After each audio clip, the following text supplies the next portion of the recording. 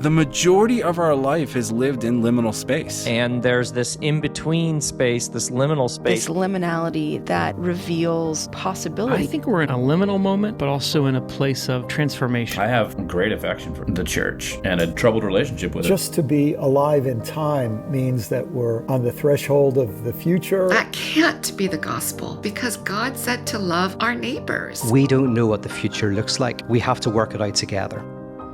Bruce Epperly, welcome back to the Liminal Living podcast. This is your third appearance with us. Well, I might get it right. Well, the thing is, you just keep writing books, and I can't keep up with them all. So yeah, we can have you on once a week probably and still be all right. Well, birds sing. Birds sing. I'll get something out of the vault for you next time, maybe. But yeah, it's a generative time of my life, and I love the writing and hope it does some good out there in the world. I love that you're writing it. It's great. But you just got back from Ireland, because I wanted to talk to you earlier in the fall, and you said, well, I'm going to be in Ireland, so I can't talk right now. What'd you do over there? Well, we went on a pilgrimage with Gareth Higgins, and Gareth has written a book called How Not to Be Afraid.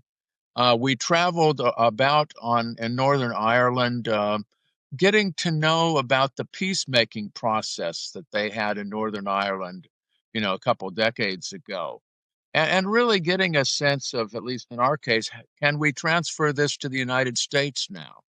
How do we deal with our troubles in a way that promotes peace more than hatred? And how can we maintain hope? Because oftentimes we believe the issues that are in front of us are intractable and there's nothing we can do about them. And the temptation then, of course, is to strike out and to become our worst selves. And how do we preserve our better selves, our higher angels of our nature? So it was a great retreat with, again, Gareth Higgins, his husband, Brian Emmons was there, Diana Butler Bass was there. It was just a lovely time with some truly good people that we got to know. So we traveled around with them in Northern Ireland, and then took a little pilgrimage of our own in Southern Ireland in the Republic. So it was wonderful. It was good to get back to the States. They let me in customs, and I was glad that I could come back to the United States and to be back to my familiar computer and go back to work and play. Yeah, I saw you taking off for Ireland, and I thought, is he moving? Is he relocating? Is he tired of it here? No. I still have hope in our country, and hope is something you motivate by having a vision, and by having a vision that the troubles won't last forever, and that there's a providence that runs through our lives, a moral arc that runs through our lives, that we simply have to align ourselves with that, be faithful with uncertainty about the results. A few weeks ago, I preached a sermon at my congregation where I'm theologian in residence, Westmoreland Congregational United Church of Christ in Bethesda. It was from a passage of Jeremiah in which he buys a plot of land, even though the Babylonians are at the doorstep. He buys a plot of land for a future that he might not experience. And I think right now, we have to buy a plot of land. We have to be working for a future that might outlive us. But unless we look at the big picture and look beyond our time, we could give up hope. Yeah, it's tempting. It is very tempting. And kind of my running joke was, man, I'd like to just exit for the next, 1,100 or so days and go to Ireland. And yeah, well, then I saw you were going to Ireland. Ireland wouldn't be bad, but I think we've got work to do here, Tom. And I'm grateful for your podcast, because in your own small way, and all of us are doing it in our own small way, we're pushing forward the moral arc of history. The Jewish mystics once said that the world is saved one person at a time. And I would even be more bold to say that the world is saved one moment at a time. So when we are saving this moment, the two of us here, and the folks who will be listening to this, if their lives are in some ways enriched, we have already been on the side of the moral and spiritual arcs of history. And I take solace that, from Daniel, the men that were in the fiery furnace, a story I learned when I was a young child, what's it? Meshach and Abednego. What was the first one? Shadrach. Shadrach, Yeah. Meshach, and Abednego. We still Yep. tell their story, but we don't give much thought to Nebuchadnezzar anymore. Mm. And Yeah. so Nebuchadnezzar comes and goes. The tyrants come and go, but the providence of God will outlast all of us, and Mhm. that's good news. Some of the good news I'm pulling from these days is from historian Heather Cox Richardson. Yes. She doesn't candy coat where we are, but she says things. She says truth in a way that it doesn't sink your ship. It doesn't cause you hopelessness. She acknowledges the seriousness of the situation, but she puts it in such a light that says, I don't know. She gives you hope in the way that she communicates the truth of the moment. And I Well, don't know how she does it, but she's got a gift. and I think when you read her, and both Heather Cox Richardson and I are academics, in my case, an academic pastor and a theologian, I trust her implicitly because I look at my own work and I realize that our work has to be based on our integrity. And I know that even though she, like I, have biases, when she's reporting history now and then, she is reporting it the way it is. And I think she has a long view. And Yeah. in many ways, we have, even though things are moving at a breakneck speed, we still have to have a long view to realize that people have risen up even in the darkest times, have risen up, have been faithful, have, as John Lewis would say, made good trouble. And Hmm. people like Francis of Assisi or Dorothy Day. Nobody remembers Augustus Caesar, but they remember Jesus. Uh, I think that the great people of history who made a difference oftentimes appeared to be at the underside. And sometimes the victor ends up being forgotten. And those who seem to have been defeated end up the ones that transform history. That's always a good perspective that historians can bring, is they have the stories of how things went down, how things shaped up. And that's probably one of Heather's gifts, is she's an American historian.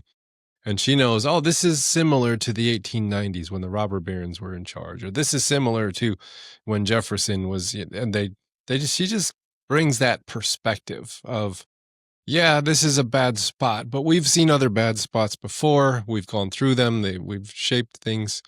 I don't know if she's seen as bad of a time in our history as we are in now. I think she's coming to that realization that this is probably one of the worst that we've gone through, the most dangerous times. But she still has that perspective as a historian that I very much appreciate.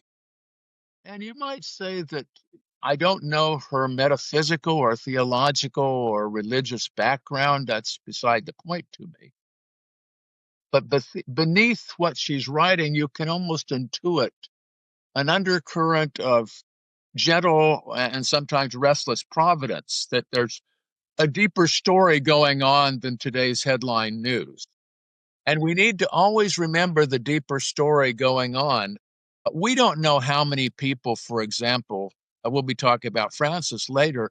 We don't know how many people in Francis' time really knew about him, or Clare of Assisi. We don't really know if they were on the news in Italy of the time. But here we are almost 1,000 years later, and they have made a profound impact. We Mm-hmm. never know the story while we're living it. And we have to intuit that there's some providence that's going on in our lives that's calling us, as Lincoln would say, to the better angels of our nature, and calling us to something that's going to outlast us and outlast the tyrants. And so with that great hymn, we can say, how can we keep from singing? Mm. Now, what's something that you learned in Ireland that you hope we could bring back this way? Conversation. One of the most poignant moments there was when we went to a monastery, an urban monastery, and we were learned about the story of a group of Protestants and Catholics who began to talk to one another quietly under the radar. They had to be doing this in very great confidence. We saw the table they gathered around, and people talking to one another and then influencing in a way that small things lead to big things. Again, uh, there is a sense in which each moment of life is important. And each moment of life, even the least important, may end up being pivotal. And perhaps they didn't see the light at the end of the tunnel, but they were beginning the process of conversation. And I think that's key, the starting just a handful, and then another handful, and another handful that have hope in the process, that are willing to meet together and eventually speak up together that things could be different, that there's an Mm-hmm. alternative reality. Again, that's the heart of, I think, every mystic vision, is that life doesn't have to be the way it is, that there is another pathway we can take. We can choose life and love, and we can choose the power of love rather than the love of power. The great Saint Jimi Hendrix. Yes, yes, we can choose him. And as we listen to the Star Spangled Banner from Woodstock, we can choose that and wander on with him as being our own form of merry prankster, an own Mhm. form of people who are a band of gypsies running across the land. He has that famous quote I've used a few times. We'll see change only when the power of love overcomes the love of power. Yes.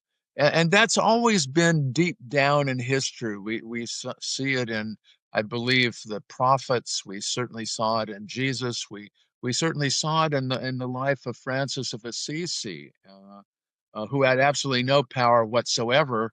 But if I worked hard at it, I could remember the Pope he interacted with. But everyone remembers Francis of Assisi, even though But he not the was the Pope. humble Yeah. little poor one of his time, Yeah. and had no power at all, no place to lay his head but where he was. Hmm. Yeah. Well, I've been speaking a little bit about him, and he's one of my favorite saints. Um, and I was kind of joking with your wife when we were trying to get things working, as she said, "Oh, which one are you talking about? He just wrote two." And I said, "Oh yeah, he sneezed, and another book came out." Because you just seem Well, to be prolific in your capacity to write books. well, And birds sing. yes. Birds sing, and I think of that line from Eric Liddell in Chariots of Fire. God made me fast, and when I run, I feel God's pleasure. I feel that the same way about uh, speaking and teaching and preaching and writing. That I feel like I'm right in the zone, and I oftentimes actually believe that in some way my writing comes from inspiration beyond myself. Um, I have a particular practice that I use when I'm writing. I immerse myself in a subject that I'm working on, and then basically an ideas come to me, and in the evening of I sort of focus on them for a couple minutes and go to sleep with them, and then wake up ready for whatever writing adventure I might have at that time. And it almost always flows. So, and quite often, I must admit, when I'm taking my walk, the ideas come out for that I'll sit down and write for the next hour or so when I get home, almost as if they come from a deeper wisdom than my own. Now, I'm not claiming there's a correspondence between God and me, or the Spirit and me on an absolute basis. I take responsibility for my limitations, and I'm not going to blame the Holy Spirit for that. But I believe we are all inspired. There is a mystic in each one of us, or we're all mystics in the making, which means that to me we're touched by God, that each moment we're receiving some sort of little urge or possibility, and once in a while we notice it. Yeah. Well, what inspired this specific one? That Healing the World, Whitehead, Francis, Clare, and Bonaventure on Spiritual and Planetary Transformation. That is such an amazing title. It's like, that's huge. What is the thing that sparked the thought, like the first domino that fell, or the first inspiration that came, that said, I'm going to write this book? Well, I suspect it may have come 50 years beforehand. And if you'll allow me to put a little context to this, about 3 years ago, and maybe this is somebody in their 70s wanting to kind of connect the dots of their life. About 3 years ago, I got this idea that I would start thinking about those thinkers that were pivotal in my spiritual and theological formation. And it was probably the summer of 1972 or 73 that several thinkers came to me. The first was the overarching thinker was Alfred North Whitehead. I enrolled in a course on process theology as an undergrad, and it helped me make sense of Christianity in terms of the notion of God and God's presence in the world. About that same time, I began to study Plato. And I had an opportunity in that same year to meet Howard Thurman. And when I studied Whitehead, I actually began also to study Teilhard de Chardin. So which led me about 3 years ago to imagine a 5-book series. And the first book was on Whitehead and Teilhard, the God of tomorrow. The God of tomorrow. No one had ever written a book on Whitehead and Teilhard. And I thought, well, why not me? The second one was The God of the Growing Edge, which was on Thurman and Whitehead, and it was the first of its kind. The third book on Francis, Healing the World, actually came from a conversation I had with the notable, one of the greatest thinkers alive right now, Ilia Delio. She made a comment. I think we might have been having lunch together at Georgetown after Christmas a couple years ago, that no one had ever written anything on Whitehead and Francis. And she was quite surprised by that. And I took it as a bit of a challenge, in the same way she also was responsible for me writing the Teilhard book. That she was planning a conference on Teilhard and Whitehead at the Center for Christogenesis. And I thought to myself, nobody had ever written a book on Teilhard and Whitehead. Well, I can do that. And it's 50 years have been writing. And the next 2 books, actually, I've written them, they'll be published someday, one is on Whitehead and Jesus. I rediscovered Jesus in college. I was raised an evangelical. I jettisoned that when I was 11 or 12 years old. By 14 or 15, I was full-blown into the summer of love. I lived around San Francisco. That's where I grew up. And left Christianity entirely. And I came back to the church as a first-year student in college after learning transcendental meditation at Berkeley. And then decided to go to church after that. Who could figure that? And I went luckily to a very progressive church where they accepted this long-haired, very bright blonde-haired kid, looked like Johnny Winter, if you remember Johnny Winter, with a red beard and blonde hair. That was me in 1970. And Jesus came into my life in a way that was much more expansive than the first time with the evangelical tradition. And I also that year discovered Plato. And so there's a book on Whitehead and Plato coming out again. So they all were firsts in a way. But the Mm-hmm. other odd aspect of this that really lured me into Francis, and synchronicity is interesting. For 8 years, I now live in Potomac, Maryland, which is a suburb of Washington, D.C., right outside the Beltway. You could call it Bethesda if you wanted. And when I was in Cape Cod pastoring a historic congregational UCC church, they had that weekly church column, that used to have in Small Town Americas, the religion page. And Mm-hmm. I wrote for that a handful of times a year. And one September, about 5 or 6 years ago, the editor of the religion page said, somebody dropped out. Would you write something for the first Sunday of October? Well, the first Sunday of October happens to be the feast of St. Francis. So I dashed off 750 words. I dashed it off, didn't think about anything about it. 4 days later, I got an email from the president of Franciscan Media and said, I read your article. I don't know how she came upon this article from the Cape Cod Times. Would you like to write a book on Francis? And I really wasn't on my agenda to do so. But I said, well, I'll think about it. So I decided I'd go take a walk on the beach, where we live near the beach in Cape Cod. And on the walk, I decided that, I can write this book.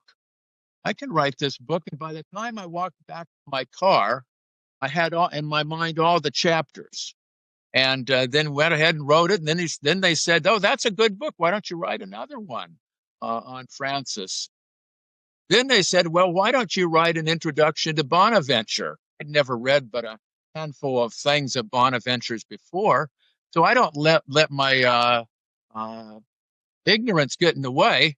When I'm ignorant of something, my typical response is not to start talking, but start studying. That's how probably you've learned a lot of things. If there's a topic outside my field that interests me, I say, okay, I want to know about that.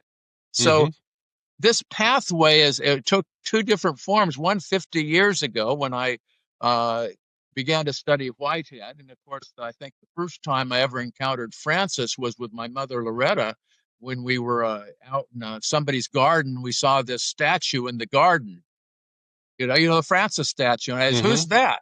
And she said, it's St. Francis. And as a hippie kid in the 60s, St. Francis became quite interesting to me because the hippies tended to like Francis because he was simple liver. He lived simply. He walked around. He didn't have any sense of self-importance. He was, without even trying to, he was countercultural.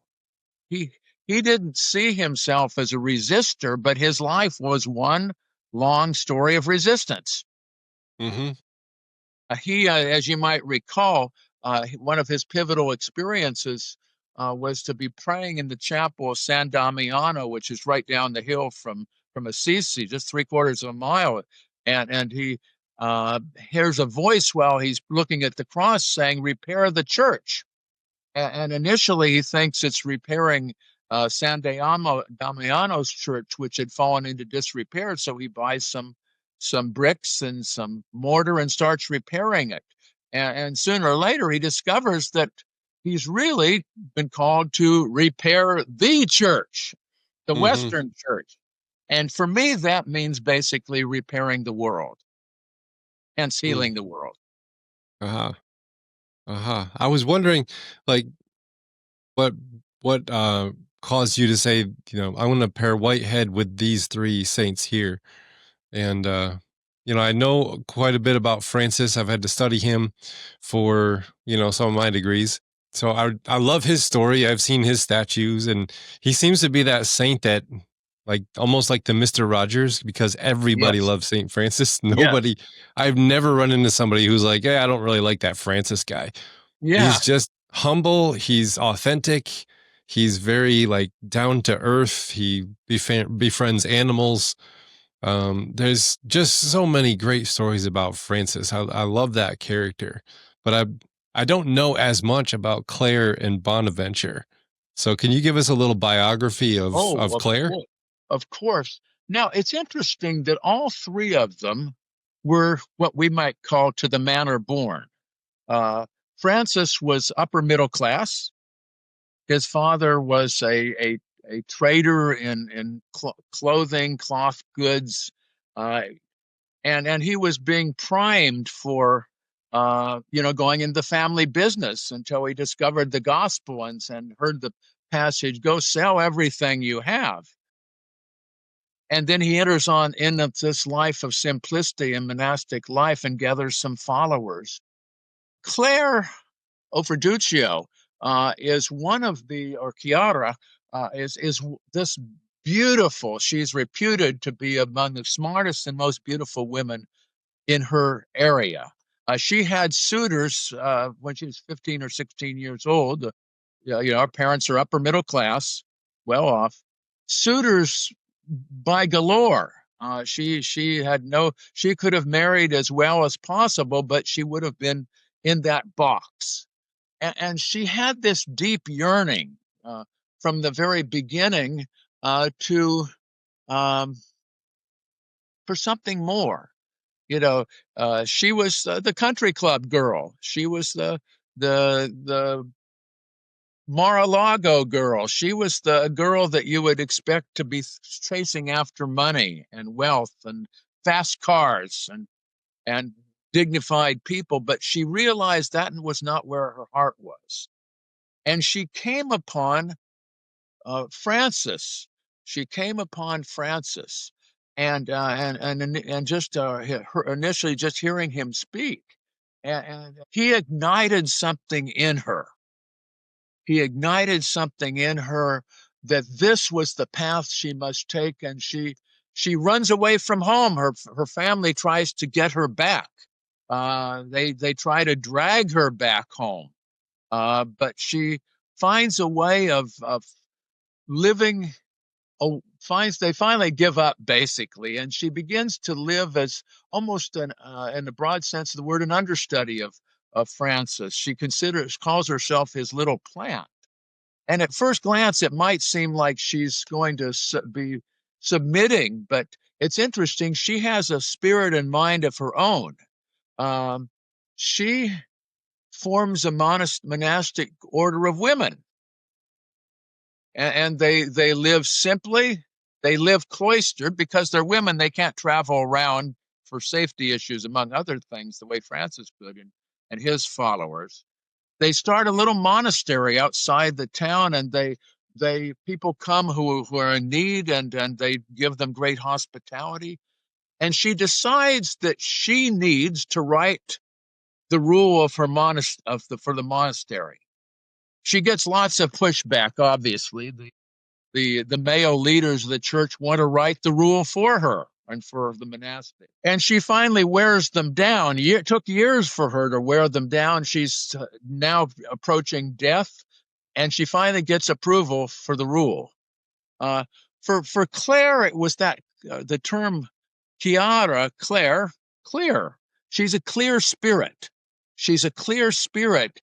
And she and Francis became sort of spiritual siblings, even though he was over a decade older than she. There's this story about them going out for a conversation in the woods, and people all of a sudden got really excited because they saw the sky light up like there was a forest fire. But the two of them were so igniting one another, sort of a spiritual connection. It's interesting, when Francis was trying to figure out whether he was going to be a stable, homebound monastic or go out on the road, he asked for prayer and guidance for Clare. So the student helped the master. And she always had this great, obviously, appreciation from Francis, but she was, in her own way, a proto-feminist. In a male-dominated church, in a misogynist time, at a time in which women were second class at the very best, and even the upper middle class women, the best they could hope for was a good marriage and children, she struck out on her own. Bonaventure would have been somebody like myself. Bonaventure, again, was upper middle class. I wasn't raised upper middle class. I was clear clearly right in the middle of things, if not slightly lower middle class in the economy. But my parents were well educated. Bonaventure was the son of a physician, and he wanted to go to school in France, in Paris, and there he met somebody who was a Franciscan. And he was an exceedingly bright person, this Bonaventure, and he rose in the Franciscans and soon became the leader of the order. But he was the philosopher. He was the philosopher of the Franciscan movement. You might say that he was, Francis was to Bonaventure the way Jesus was to Paul. That Okay. Bonaventure saw himself as sort of creating a flexible system.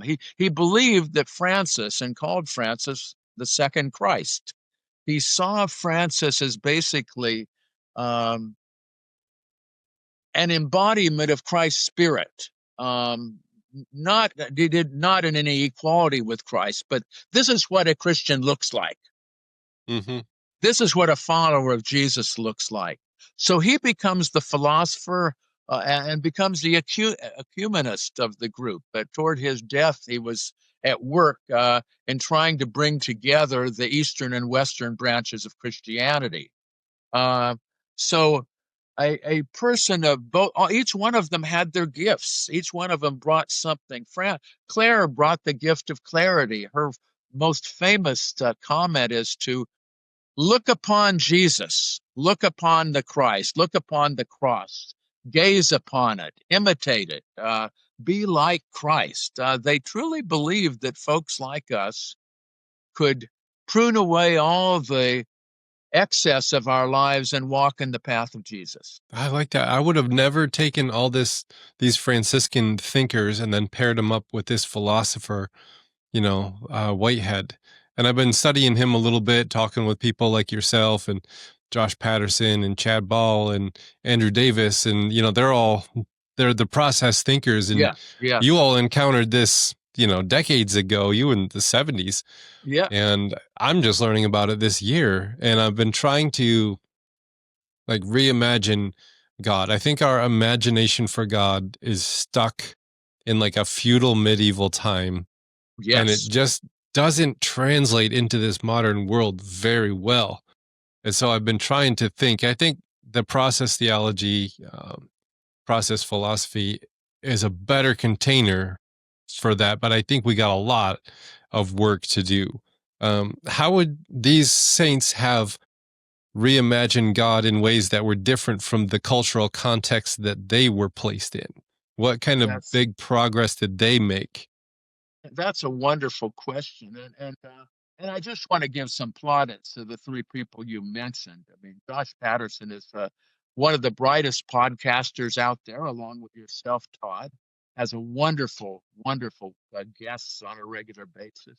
Chad Ball, I was on his dissertation committee, and Chad cool. has a couple really lovely books out there. One on Schleiermacher, one on the death of supernaturalism. They're just his thesis became The Death of Supernaturalism, and it's just a wonderful book. And of course, Andrew Davis was a student of mine at Claremont, and so I'm just proud of all those guys. They have just done great things, and they're my future. Those are the ones who are going to be around after I'm gone, and they're doing their own creative work to transform the world.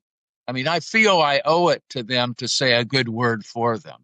I'm all very loyal to the people that I've worked with. Cool. I think that what's key about the Francis especially was how he broke barriers by living the way of Christ. Francis was a very interesting person. At the end, I say he would have lived in the better part of your town. He would have lived maybe a high rise near the beach. His family, that was what he's destined to, or a house on the 18th link, on the links. That was what he was destined for. But he found something better that opened his spirit. He became a Mahatma. He became a great souled one. He became a little Christ.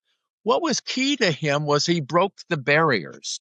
And he didn't necessarily talk about his own psychology. Thomas of Celano first, and then Bonaventure wrote biographies of him. But he kept breaking barriers. The first barrier he broke was the barrier of wealth and poverty, that he saw poverty, self-chosen, by the way. He would be definitely saying today that kids ought to get SNAP. These people chose a life of poverty. They didn't believe poverty was good. They chose a life of poverty because it was simple. They wanted to focus on God and their neighbor and to get rid of everything that stood in the way. He broke the barriers of humankind and nature. He saw the non-human world as a revelation of God. His great Catechol of the creatures, or the Catechol of the sun, talks about the whole world praising God. The sun and the moon praise God. Mother Earth praises God. Earth, our mother. All creatures praise God. For good reason, Pope Francis calls him the patron saint of ecology. But more than that, he believed that the non-human world could teach us. He believed that there was a continuity between us and the non-human world. Stories are circulated about him listening to the swallows listening to his sermons. Mm-hmm. And then when the swallows are making too much noise, he told them to quiet down. They've had their turn. They need to be still. He remembers that biblical passage, I am but a worm, and then comes to the conclusion he needs to take care of the worms, so that he, like the members of the Jain religion, the Indian religion, Jainism, he scooped up worms in his path. He hears of a vicious wolf outside the town of Gubbio that's terrorizing the town, and he goes out to the wolf, and the wolf charges him, and he makes the sign of the cross, and the wolf stops, and he enters into a conversation with the wolf. Then a wolf decides it's not going to terrorize the town. Then he has to convert the people in the town not to terrorize the wolf. Mm-hmm. Wolf and the people live together in harmony. During the Crusades, he crossed the battle lines to visit a sultan, a Muslim. Some of his motivation may have been evangelistic. He never did convert, by the way, the sultan, and the sultan didn't convert Francis either, but they both came to realize they were God's beloved. And so he crossed the boundary of friend and enemy. He crossed the boundary of insider and outsider. He was deathly afraid of people with leprosy, deathly afraid of. He would give alms, but always at a distance. And one day he decided, God inspired him to say, this is enough of this, enough of this. He comes up to a leper and gives him a hug and a kiss. And he now turned to the mission toward the persons with leprosy. So he became also the patron saint of the persons with leprosy. So he's constantly going beyond boundaries. He's challenging the church to repair itself, to really walk the talk, to focus on what's important, which is reverence of life, reverence for each life form, seeing the divine in everyone. He wasn't a metaphysician, I'll tell you. And again, one of the reasons I like to bring Whitehead in here is that in some ways, Bonaventure and Whitehead, in a way, are providing a metaphysic or a theology to illuminate Francis, because Whitehead talks about the universality of experience, and that experience means value. So the non-human world has value apart from our concerns. Whitehead and Francis were both aware of the interdependence of life, that we are connected.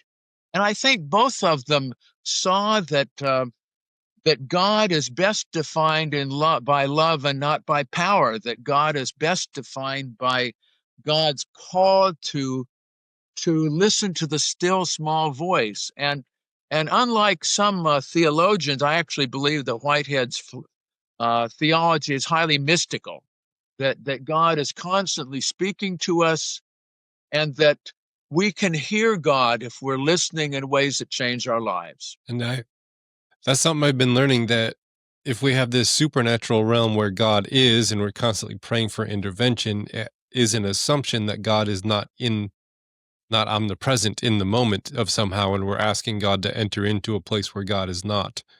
Yes. And like Chad Ball helped me see with his book, Death of Supernaturalism, how God is actually interwoven through the fabric of all of creation.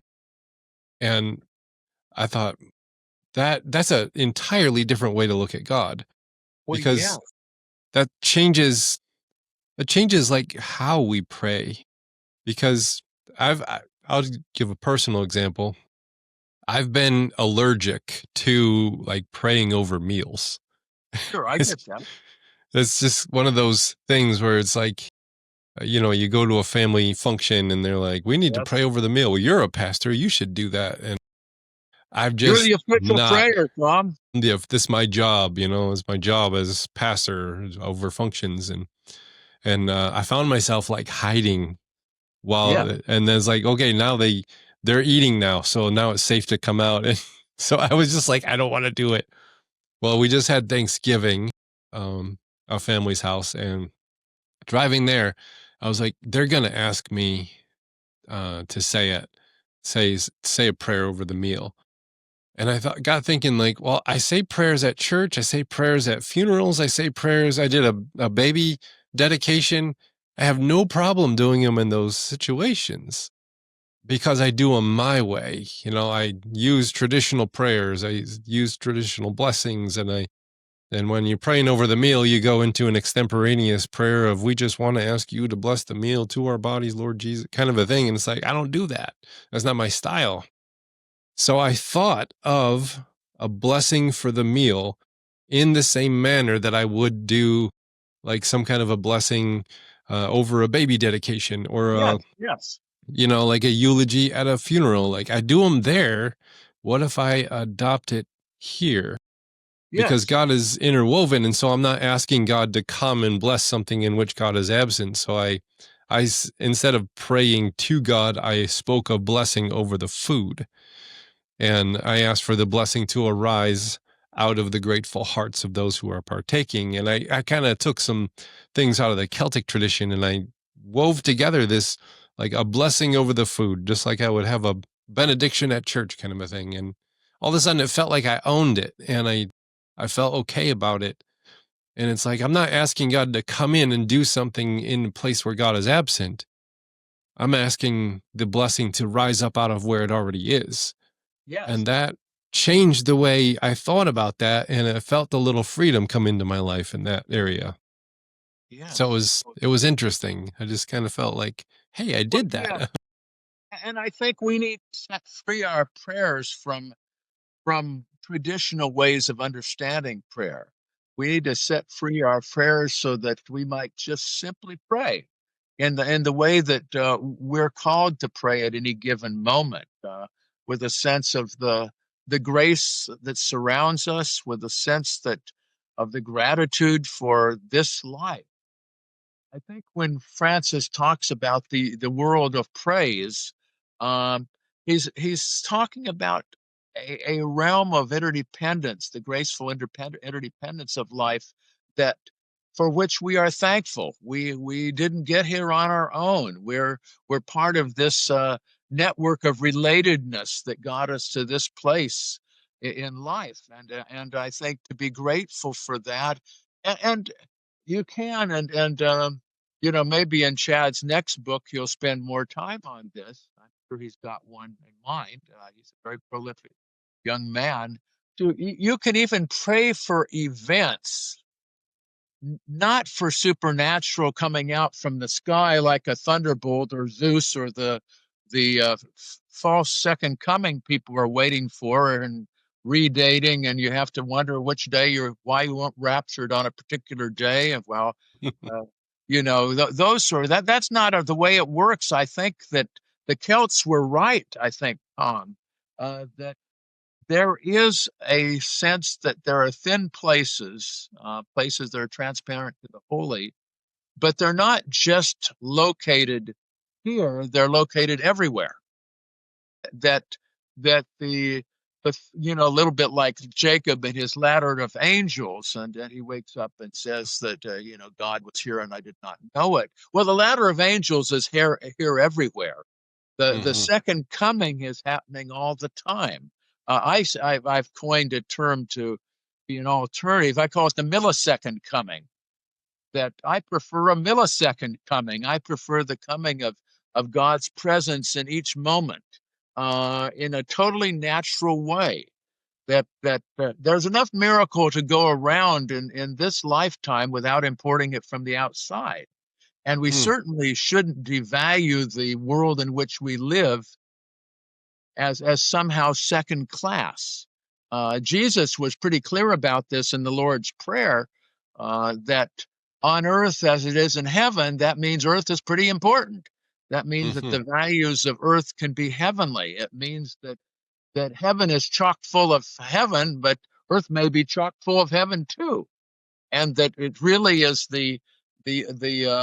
anything, if God indeed is omnipresent, and that's good Orthodox theology, God is omnipresent, being present everywhere. And if the God who's present everywhere is a God who is loving, who seeks to help and heal and not to hurt, who seeks to reveal rather than to hide, and seeks to speak to our condition. I mean, a lot of terms we have trouble with as progressives can be reinterpreted. I've reclaimed the old revival language of a personal relationship with Jesus. I've reclaimed that. I came forward in a revival meeting as a boy, and I had a sense of Jesus being present with me all the time as a child. And I've come to have that same presence now 60 years later, not in a supernatural way, but as a companion along the way. Companion who is at work with me in whatever I'm trying to do at this particular moment in time. Not some Jesus afar off, but the Jesus I can encounter on the road. The Jesus I can encounter when I press my button to start my car. The Jesus I can encounter when I'm looking at the news and distressed at what's happening, and gives me some hope that I may have some bit of agency in all of this. I don't think we need a supernatural God. I think that's a relatively new invention in the last 5 centuries. You have to have a supernatural God if you toss God out of the world. The only way God can get in is through some sort of supernatural means. But our parents in the faith, not just Christianity, but other faith traditions, had a sense that God was immanent in the world. God has to be some level transcendent. And of course, the main reason to think of a transcendent God is not supernatural. That's beside the point as far as I'm concerned. The transcendence of God just simply is reminders God is God and you aren't.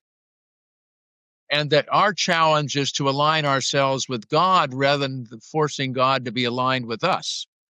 That there's a higher wisdom in life than what we have. And we don't want to create a God that is in our image that's just as small-minded as we are. There's enough of those gods running around already.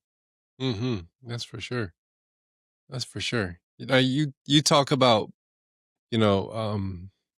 there's this broad topic, healing the world. And I look at that, and then I look at the news, and I think, oh God, there's a lot of healing that needs to take place. Like, that feels like a really big task when we see the massiveness of the problem, and then the amount of power that is behind those who perpetuate the problem. And then we look at our small little ability to influence it all. But you talk about a difference between healing the world and curing the world. And I was wondering if you could make that, just talk a little bit about that. Maybe that brings it down into a realm of tangibility. We want to affect change, and we have to affect change. It's an obligation personally and as citizens to create a world that reflects values of love and joy and justice. I think that we have to assume that we have some agency and some power. Having said that, we have to consider that the task, though daunting as it is, we can't give it up. I know John Lewis, just a month before he was, died of pancreatic cancer, I think it was Jonathan Capehart asked him what his wisdom was, and it was to not give up hope, to keep on keeping on.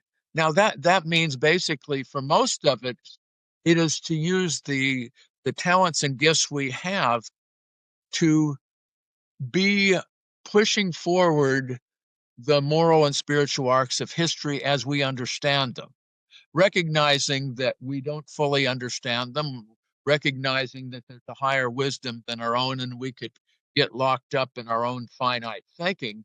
But right now, we have the opportunity, as Mother Saint Teresa would say, to do something beautiful for God. I think that I'm a big fan of music and hymns. I'm more of a fan of the traditional hymns than some of the praise hymns. They seem a little bit too superficial, many of them, to me. But I think of that hymn, "How Can I Keep from Singing?" You know the hymn I'm talking about? Yes. How can I keep from singing? If you listen to that hymn, it says there's trouble plenty. And then in the late 1940s, a woman named Doris Plynn wrote a verse during the McCarthy anti-communist era, Un-American Activities era, about when tyrants tremble with fear and hear their death knell ringing, when friends keep their faith under difficult times, how can I keep from singing? That we can do the tasks that's set in front of us. The task set in front of us might be to go stand in a No Kings rally. That might be to make an extra donation to ensure that people get breakfasts, that get fed. It might be to picket. And as a little sign at Kirkridge Retreat Center says, picket and pray. We don't know the impact of small actions because most actions are small. And of course, the biblical tradition, and I lean heavily on this, I'm a Jesus Christian. The biblical tradition talks about mustard seeds. Who would pay any attention to a mustard seed? Who would pay any attention to the grass that's growing? Who would pay any attention to a bird of the air? But a little mustard seed grows into a great plant. A little group of dedicated people become at their best the forerunners of a great and ambiguous religious tradition like our own. The small has a beauty, as E.F. Schumacher says in his book, Small is Beautiful. We don't necessarily and can't necessarily ensure that we're going to succeed. Again, I love that passage from Jeremiah when he buys that plot of land. I mean, each one of us can buy a plot of land every day, even if we don't visit the realtor. The plot of land we buy is to say, me and my house, I'm not going to let them squeeze me into their mold. I'm not going to let the potentates and the prevaricators control my life. I'm not going to. I'm going to be whatever I can do. I'll speak for the holy as I understand it, and that's what Francis did. He didn't begin his life expecting to be Saint Francis. He began his ministry as a guy just putting some bricks and mortar in a church. And then he had a deeper revelation that the church was bigger than him, and that there was a mission larger than he could imagine. So, again, if you're thinking of process thought, each moment we're making a contribution to the ongoing universe, and nothing is lost. And maybe in this naturalistic world that we're imagining here, when we do something that's faithful, we may open the door for a greater influx of divine energy. This isn't supernatural. This is just ask, seek, and knock. It's just opening to the energy that's here. I've written a couple books on the healings of Jesus, and I love the healing stories. I pray for healing on a regular basis, and I don't know what a healing means but people tell me things happen. I can't predestine. I'm not anticipating that somebody's final stage cancer will immediately go away. I'm anticipating that they would experience the healing of God, as I hope I do on my deathbed. That they experience some peace, but every so often, cells as well as souls are changed. I've laid hands on people and their pain has gone away. Who knows how? I assume it's built into the nature of the universe. So every little deed can change the world, and little deeds with other people doing deeds, with other people doing deeds. And the other thing I think we need to do, and of course, St. Francis loved music. He was a troubadour. When he was a young man, he was the sort of guy who would go outside some damsel's window and start singing. He was known as the Frenchman, not because he wore very stylish clothes, and he was the life of the party. No doubt he was somebody all the young maidens of Assisi wished that he would give them a second look. He loved a song, and his song, we now know as a Catechol of the Sun, was set to music. We don't know the music as far as I know now. But even on his deathbed, Francis wrote the lines, "Praise be you, O God, praise be you, O death, praise be you, O death." And his followers, his closest followers, were singing this song with such great joy that one of the fellow monks came in the room and said, stop singing. It's unbecoming of a monk to sing on their deathbed. It's unbecoming of a saint to sing on their deathbed." And Francis says, this is my faith. This is my faith. And as long as you have a song in your heart, they can't beat you. I love the book of Philippians. Paul and Silas are in prison. And I don't know how these things happen, but when they're singing their hymns and praying, the doors open to the doors of their cell open. And I think we need to let the doors of our cells open and say that the prevaricators and the potentates and the power-hungry people and the people motivated by greed and grift, they can't take our song away from us. They can't take our song away from us. We can sing songs of praise, of gratitude. We can pray the way we want to over the dinner. We can pray for thanksgiving that God is with us and that God will outlast all of these things and that God will make a way as there is no. You see, I'm sort of an extemporaneous preacher, you can see. Because I don't see a lot of difference between theology and preaching. If you can't preach it, it's not good theology.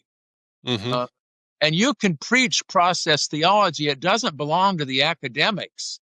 It belongs to common people who say, oh, yeah, we're connected with one another. Or, yes, my little tabby cat does know how I'm feeling today, and I should respect the person in front of me. The undocumented worker is a child of God, and you can see God in them. I can't deport a child of God. That goes against God's way, and you can have that reverence for life that compels us. We can't choose otherwise. We're not forced to. God uses persuasion and not coercion. But we discover we can't choose otherwise than to be faithful to the vision we've had and to be faithful to reverence for life. Yeah. And I think that is a big shift that needs to happen to reimagine God in this modern world is just to, as you said with Francis, break down those barriers. As you said about, Northern Ireland, breaking down the barriers. And that takes place with conversations. It takes place with humility. It takes place with love. And it can be really hard to do that when idea comes up against idea. Yes. And I am learning to use the phrase when I come up against somebody with different ideas than me. You are more than your ideas, and I love the human that you are. Yes. And that is hard to do when their ideas are damaging Well, yes. and dismantling. But I Yes. still have to do that. I still have to Yes. love. Yes, Dorothy Day, who had plenty of spunk. Dorothy Day, one of the great social activists, a true hurricane of social activism, once made the comment. She said it this way: I speak to men as if they're angels. And maybe she was just speaking to men, but I think translated a little differently. I speak to people as if there's something angelic within them. I can see that there's something deeper in the pompous prevaricator, the self-interested, insufferable ones, than just that. There's a yearning child that needs to be accepted. That doesn't mean you're not going to continue to protest. I coined a term that was inspired by Howard Thurman, prophetic healing. I've not yet lived into it, but I coined the term and wrote a book on that part precisely because I needed to live into it. That you can be prophetic and aim at healing. And that's, I think, what God does. Judgment does exist. I've come to appreciate the nature of God, divine judgment. But divine judgment is like visiting the physician, visiting the surgeon. It's to get us well. Going this path, you're going to hurt yourself. Going this path, you're going to destroy your soul and the soul of the nation. This surgery you need, which may be painful, is going to save your soul. It's going to get you on the right track. It's going to help you see that you're connected with all your kin, human and non-human. We progressives can reimagine some of the traditional language in ways that make sense because there's a wisdom in that language. The people you hear on the news, the people we love to hate, the people that we post things on social media that are, they're low-hanging fruit. Obviously, they give us plenty of reason to, because almost every day brings some new form of immorality. They too are God's children. And I have to keep reminding myself that, and I have to pray for them on the days that I have some sort of bandwidth in my spirit. I have to pray for them as much for me as for them. I don't want to be succumbing to hate. I don't want to lose my song. Yeah. Well, may we experience that kind of healing and revival as we move forward with this. Well, thank you so much for coming on the show. This has been a fun conversation. I've learned some very valuable things. Where do you want to send people to grab this book? I would like to point them in the right direction. Well, I think you can go straight on to Amazon, probably. That's a primary, for most publishers now, Amazon is the primary source. So I just look under Bruce Epperly for Healing the World, Whitehead, Francis, Bonaventure on spirituality, for healing the persons and the planet, and it and many others. And I do say, if any group, I give this advertisement for myself because anyone who decides to do a book group, I'm liable to show up for a cameo if you invite me. And Cool. These books are made for groups. They're made for groups. I love to get the word out. All right. Well, I will get a quick link in the comments or the sections here, so the notes, so that people can just click on it and get there and see all your other books too. So I hope you get a couple more sneezes so you can get a couple more books done. Yeah, I think so. I'm like a fountain. Some of them even end up in print. Yes, I would love to have you back on. We can talk about some more of your ideas and books and everything. It's always a pleasure having you on here. See you later. Thanks so much.